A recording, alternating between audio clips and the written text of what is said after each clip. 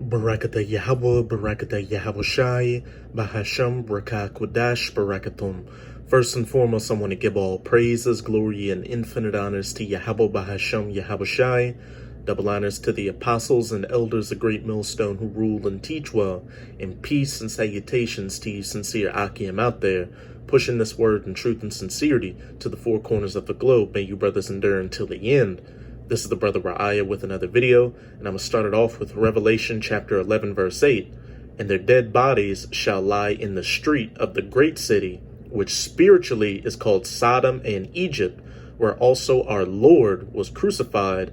And those dead bodies are referring to the spiritually dead bodies of the children of Israel in the United States of America, that great city, which is spiritually called Sodom and Egypt. And the children of Israel are you so-called Negroes, Latinos, and Native Americans, and you're spiritually dead because 2/3 of you are everything else under the sun but who you truly are, the children of Israel. You want to be black, African American, Mexican, Hispanic, Latinx, Native American, Cherokee, Choctaw, Baptist, Buddhist, Christian, American, atheist, Kemet, etc., etc. And the reason that great city, the United States of America, is spiritually called Sodom and Egypt, because for one, it serves as the same purpose to the children of Israel that ancient Egypt served, as a place of hardcore bondage and slavery. And also, the spiritual Egypt uses a lot of the same symbolism and gods of ancient Egypt. Just look at the Washington Monument, which is an obelisk, and the back of your $1 bill with that pyramid. And the reason it's called spiritual Sodom is because what's one of the agendas that the United States of America pushes very heavily? The alphabet agenda, that you-know-what agenda. And our Lord was crucified here for one, through them replacing his image, which is of a dark-skinned Negro man with white woolly hair, with that of a leprous so-called white person or Edomite with that image of Caesar Borgia. And also our Lord is crucified here with them doing everything they can, speaking of the Edomites, to discredit the Bible with their pseudosciences, trying to make the Bible look like some fairy tale book. But in this video, I'm going to go into the fact why this great city, the United States of America, is spiritually called Sodom, and how it's going to get destroyed for following a lot of the same practices as Sodom. And I'll be reading from an article on NBCnews.com titled, House Passes Sweeping LGBTQ Rights Bill.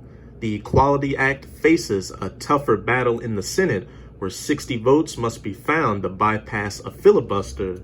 That great city, which spiritually is called Sodom and Egypt. And just remember, how did the Most High destroy ancient Sodom and Gomorrah, which was practicing a lot of these wicked practices, with fire and brimstone from the sky. And it stood as a memorial as to what would happen to any nation that would follow after those similar practices. The House on Thursday passed the Equality Act, a landmark LGBTQ rights bill that prohibits discrimination based on sexual orientation and gender identity in numerous arenas, including employment, housing, education, public accommodations, credit, and jury service. The LGBTQ community has waited long enough. Representative David Cicilline, who introduced the bill, said on the House floor, and here's an excerpt of what he said on the House floor from Cicilline Press Office's Twitter page. My remarks on the hashtag Equality Act a few minutes ago. The LGBTQ community has waited long enough. The time has come to extend the blessings of liberty and equality to all Americans, regardless of who they are or who they love. Madam Speaker, discrimination is wrong. We all know that. As children, we learn the golden rule: treat others the way you yourself want to be treated. But right now, discrimination is a fact of life for millions of LGBTQ Americans.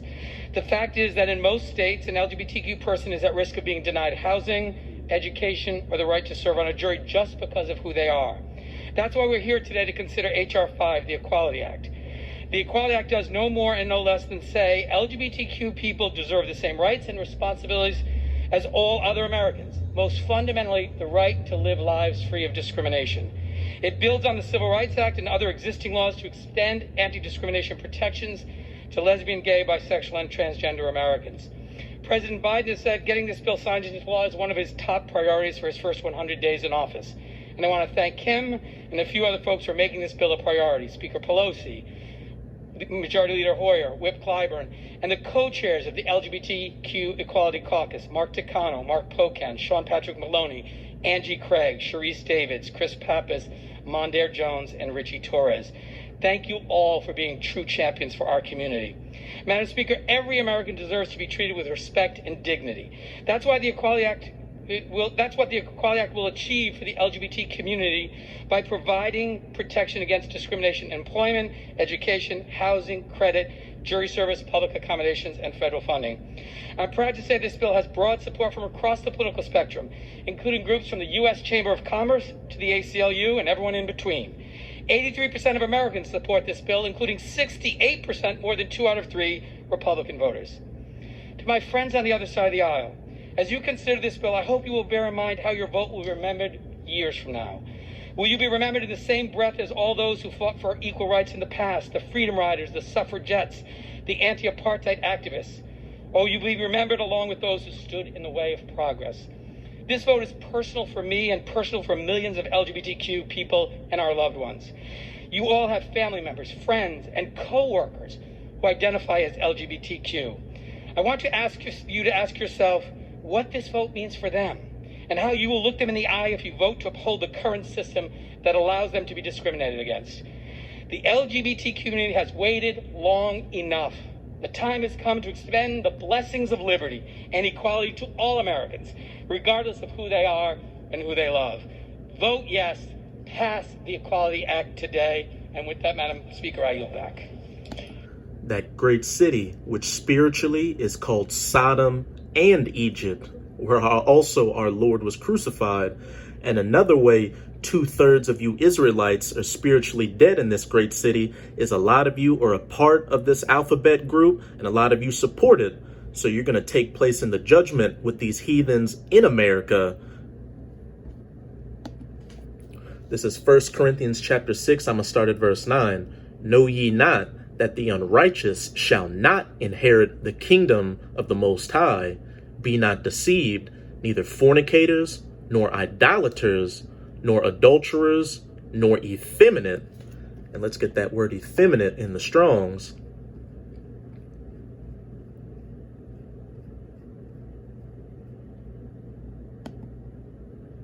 G 3120. Strong's G 3120. Malakas. Malakas. Soft, soft to the touch. Metaphor in a bad sense. Effeminate, of a catamite, of a boy kept for mole relations with a man, of a male who submits his body to a natural lewdness, of a male prostitute. So you get the point. And that's heavily pushed over here in that great city, which is spiritually called Sodom and Egypt, nor abusers of themselves with mankind along the same lines, nor thieves, nor covetous, nor drunkards, nor revilers, nor extortioners shall inherit the kingdom and the Most High. And like I said earlier in the video, how did the Most High punish ancient Sodom and Gomorrah for all these lewd practices that were practiced back then and that are practiced now in the spiritual Sodom, with fire and brimstone from the sky? And the Most High is going to judge this modern day spiritual Sodom with modern fire and brimstone from the sky, nuclear tipped ICBMs, 200 million of which are going to get shot onto the United States of America, not only from the perceived enemies of America, such as Russia, China, Iran, and North Korea, but also the allies of America, such as Britain, France, Germany, and these other NATO nations, which are going to turn against her in that day. This is 2 Esdras chapter 2. I'm going to start at verse 8. Woe be unto thee, that says Assur, but it's Assyria, And besides being known as Babylon the Great in the scriptures, as well as spiritual Sodom and Egypt in Revelation 11 verse 8, the United States of America can also be known as spiritual Assyria in the scriptures. Thou that hidest the unrighteous in thee. And we can see how America, this spiritual Assyria, that spiritual Sodom and Gomorrah, hides the unrighteous in her, those that are a part of the alphabet agenda. And as we just saw from that article, the House is passing sweeping legislation to give those in that community more rights, to push more effeminate, lewd, Sodom and Gomorrah-esque activities in this country.